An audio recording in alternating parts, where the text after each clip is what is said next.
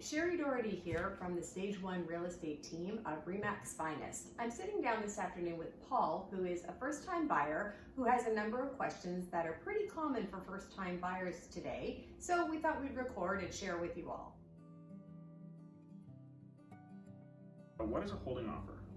So what it means when a listing is holding offers is that they're putting the house on the market and then they're going to leave it on the market for a set number of days before that they will sit down with the seller and look at and review any offers that may come together.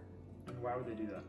What they're trying to do is actually make sure that the house gets the maximum exposure, so the most number of buyers possible get the opportunity to go through the house. So they might list it, say, on a Wednesday and say that they're holding off offers until the following Monday. And what that is going to do is make sure that lots of people get through the house, get excited, get interested in the house. It gives a whole weekend for people to come from other places to view the house.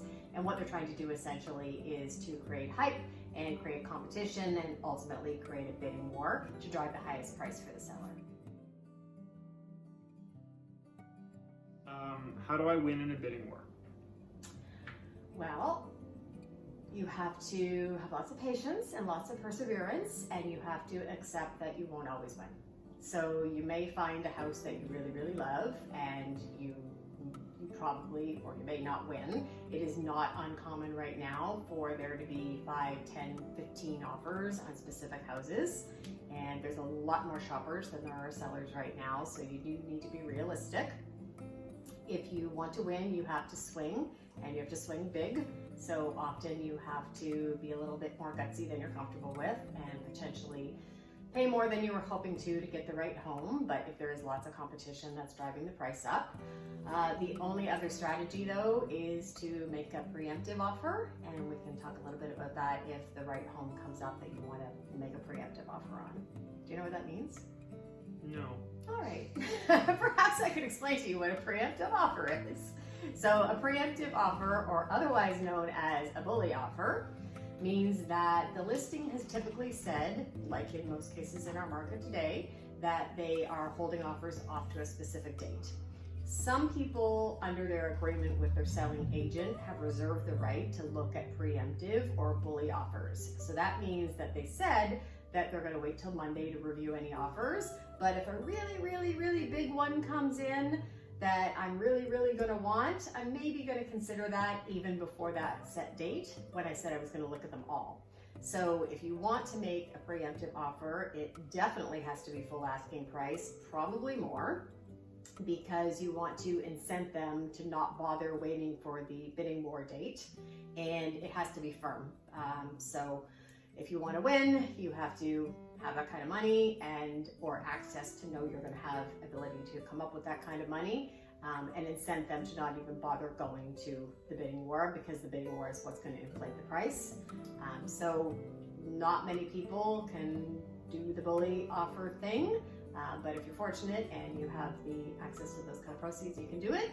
Otherwise, you just swing and swing big and just have the patience till the one that is supposed to be yours is yours. Can I bid under asking price? You can, but you're not going to win. So what I like to tell people right now is that you need to think about the asking price as essentially the starting price. If a house in our market is anywhere between $350 to $450, that is completely the sweet spot, and there's almost no way that you're going to win if you offer less than asking price. So I would mentally, for example, if you're pre-approved, your bank says that you're pre-approved to buy a house that is under $500,000, I would recommend that you be shopping around in the $450 range, because for that $450 house right now that's listed for that amount, you're probably going to pay $475, $480, $490, even potentially $500,000.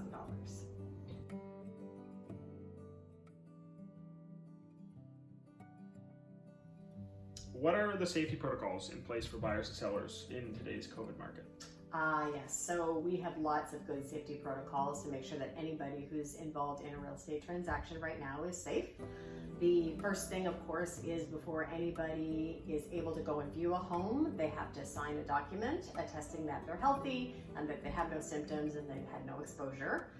Also, just because you would be a buyer, we're also asking sellers to sign the same form so people can have confidence that they're not going into a home that potentially is infected with COVID. So when you go and look at houses, those sellers will sign something as well saying they're healthy and that there's no risk to going into their home, because we are literally going into the middle of people's lives. So the first thing we do is make sure that somebody signs a form telling us about their health status.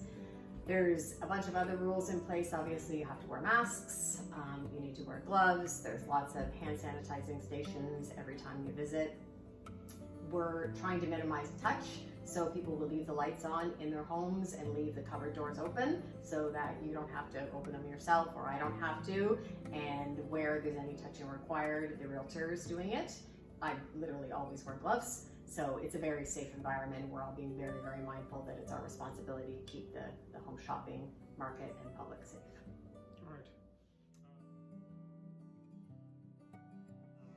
What conditions do I need for a property in the country? Oh, so a country property, they're pretty unique and there's lots of different nuances that come with them. So for most properties that we always recommend, or I always recommend, that there is a standard financing condition like we always talked about already. Make sure that there's a review of documents. Make sure that you get you can get satisfactory insurance, and to make sure that you have a home inspection. So those are the kind of the first big four that goes with any property. Some people in this really competitive market are being a little bit more risky and not putting all those conditions in because they really want the house, they have the money, and they're willing to accept any repairs or maintenance that might come quickly after closing.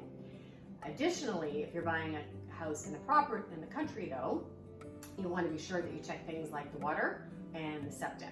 So important from a water perspective is that you make sure that there is good quality of water. So we always get a test through public health to make sure that there is no E. coli and no bacteria. And then we also make sure that there's adequate quantity for your household. So we need to make sure that whatever the source of the water is, it's normally a well or something like that, is that it's generating enough water to sustain your household. And there's professionals that we bring in during your conditional period to do the adequate testing to make sure there's going to be enough water for your household. And then same thing with the septic. Obviously you want to make sure your septic system is in good working order, and we make sure that that is certified, and also that the sellers pump it before you take possession of the house so that you're not buying someone else's poop.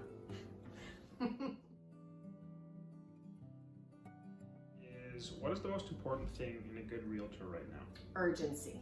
So you have to have a realtor that is willing to go as soon as it's time to go to look at a house, because like I described, there's timing attached to everything.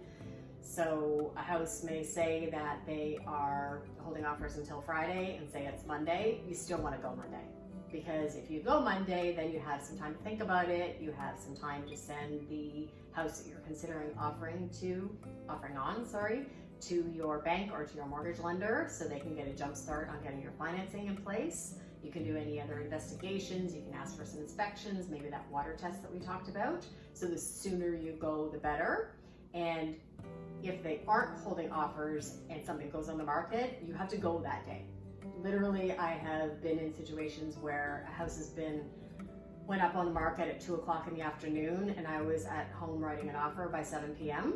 Fortunately, in my case, that was when we won, because we were really responsive and we got out there and we won that one, so I was really happy about it. But there's no waiting. So if people say to me, oh, this house went up on the market, do you think maybe we could go look at it on this coming weekend? My answer is we can, but it's probably going to be gone. I gotta be honest. So you have to have a realtor who has great urgency and is as committed to your home buying journey as you are. All right, sounds good.